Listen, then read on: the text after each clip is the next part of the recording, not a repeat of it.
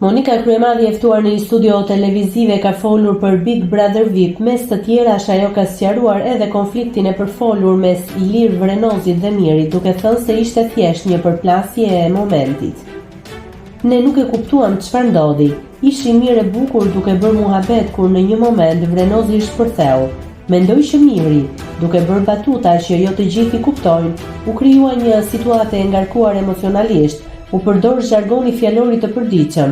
Nuk u kuptua çfarë ndodhi, por ishte një bërtitur e madhe dhe më pas u qetësuan të gjithë, tregoi ajo.